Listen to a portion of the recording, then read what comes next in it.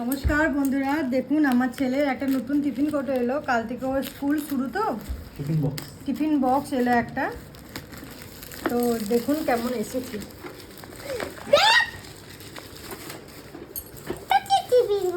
এটাও একটা tiffin box.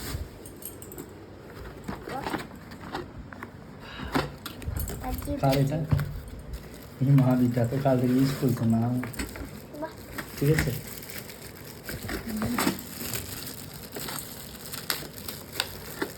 চামচ পাতি তুমি দেখতো, এটা চামচ ডুবে আছে, তুমি দেখতো চামচ ডুবে আছে, আছে চামচ।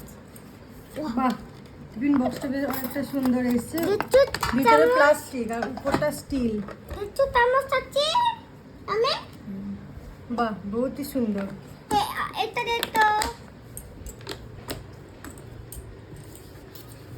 এটা নিয়ে বল। এখানে দুটো স্পুন দিয়েছে।